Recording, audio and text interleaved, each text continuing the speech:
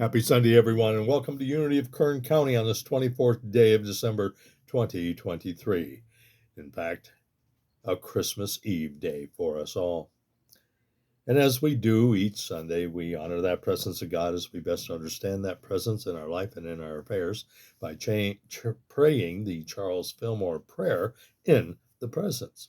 And so, I am now in the presence of pure being and immersed in the Holy Spirit of life, love, and wisdom. I acknowledge your presence and power, O blessed Spirit. In your divine wisdom, now erase my mortal limitations, and from your pure substance of love, bring into manifestation my world according to your perfect law. And so it is. Well, today's message is about the light of joy. And just as light gives illumination to see by, so does joy gives us the opportunity to be jazzed. And here's an acronym for you. To be jazzed is joyously affirming zeal, zest, enthusiasm daily. That is how you are jazzed. Well, as Jesus said, I've told you many things so that your joy may be in you and your joy may be complete. So the question is, how many people have you known in your life that could use a little bit more joy to unlock their rigid beliefs or their way of thinking?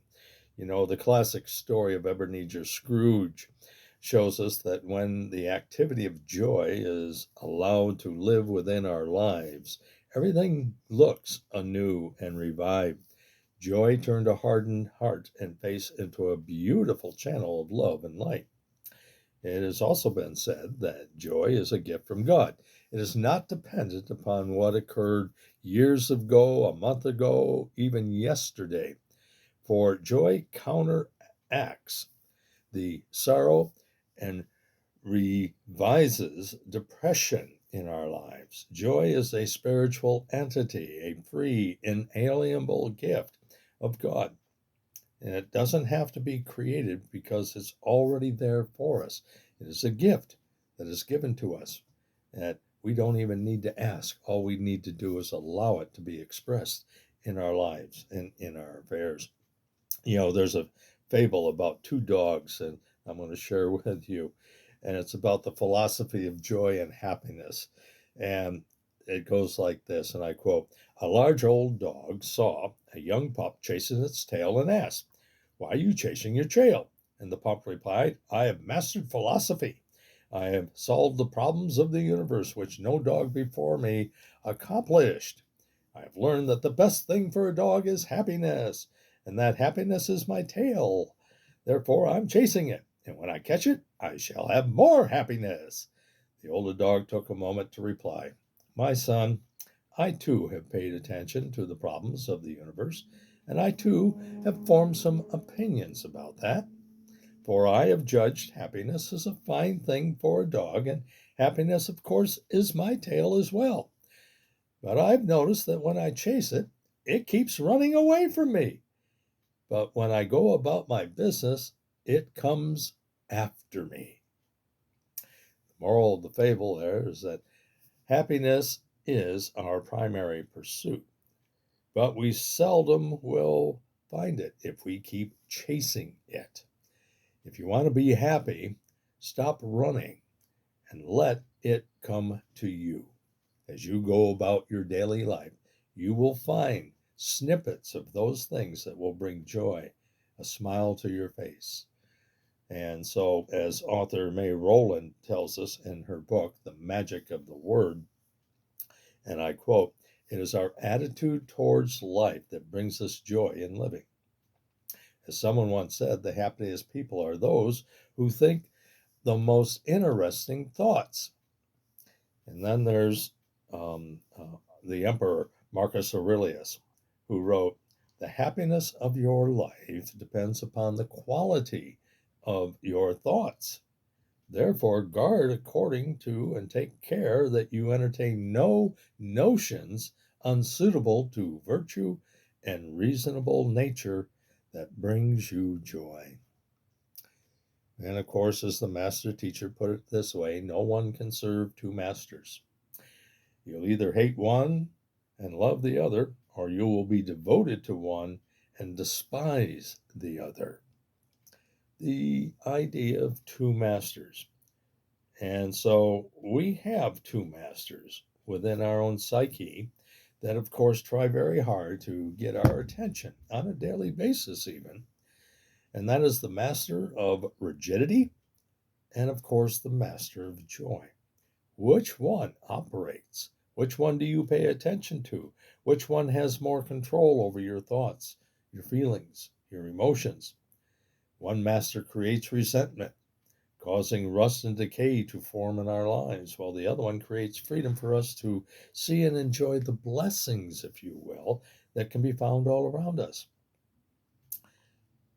Serving the master of rigidity causes us to create resentment in our lives, and when we hold resentment towards someone or something, we are bound to that person or condition by an emotional link that is stronger than steel sometimes. I'm sure many of us can think back at times when we've allowed that to happen in our life. And the master of rigidity, of course, as we have found out over time, is a very subtle taskmaster. Indeed, for it disguises itself in the law of doing instead of being. However, the activity of joy helps us to wish everyone to be enveloped by the zeal and enthusiasm. And it can be found anytime as we apply um, these 7 insights, if you will. And I'll go through each one with you. The first one, of course, make time to just enjoy the simple pleasures in life. You don't have to go again to great expense. You can find, as I have found, joy just by looking around and seeing the things that bring beauty to one's life. 2, let go of self defeating judgments. How many times have we just in the past week voiced a thought or said a statement that denied our essence of being joyful? And uh, well, in case I was at one of the stores, doing some last minute Christmas shopping, and I could see many, many people just not enjoying the moment of what they were doing. Instead, they got caught up in all the negativity of the hustle and the bustle of what was going on. 3, be in the present moment, looking for the blessings and things that you're grateful for. And of course, that happens with me on a daily basis because as a crossing guard, as many of you know, I work as a crossing guard. So I have an opportunity to interact with the young TKers and kindergarten kids on the corner where I happen to work. And their playground is right behind me. So they bring great joy, great blessings. And I just love being there. It really does. It helps with all the other, say, negativity that is going on with the world when I see them. 5, each day affirm, and this goes with what I do. I choose to be happy, regardless of what others say or do. It is mine to create and share, and how true that statement is. Number 5, stop sacrificing personal joy and happiness for the sake of others. Sometimes we do so much for others that we forget to do things for ourselves, and we start to build up resentment. And that can be, again, a very hard taskmaster when we allow that to happen. 6, stop playing the victim or martyr by taking responsibility of the choices that we make that lead us to our current negative situations. There's always a cause, there's always effect. Um, and so we have to look back at, do we want to continue? Do we want to continue having this type of activity in our lives and then choose something different? 7, ask God for help, guidance, strength, courage to commit to the change in thinking that will eventually lead to the changes of behavior for the highest and best for all concerned, which also includes us. If God is with you, who can be against you? And so I'd like to share this insight from author Tom Bruno, who wrote the book Jesus PhD. And I quote, as I took inventory of all the events and behaviors that caused those problems in my life, an awareness of joy came over me. I can make a difference in my life to create happiness. It does not depend on what others do or don't do. I am the only one that has the power to create or destroy the joy in my life. From the moment on, from that moment on, I committed myself to change my thinking, which in course of time changed my behavior. So as we celebrate the holidays and prepare to bring this year to a close, let us remember this. True joy does not come from possessions, but rather from our appreciation of them.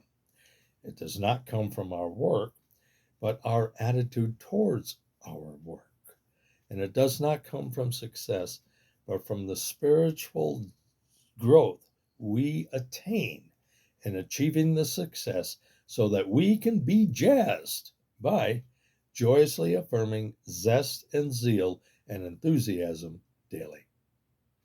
Well, I want to thank you for following me this past year on my YouTube page, Unity of Kern County, as well as the Facebook page that I have.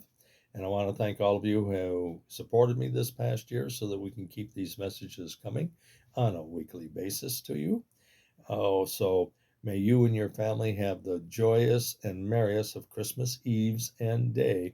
And I'll see you all next year. And until then, remember to be good to yourself and others. God bless.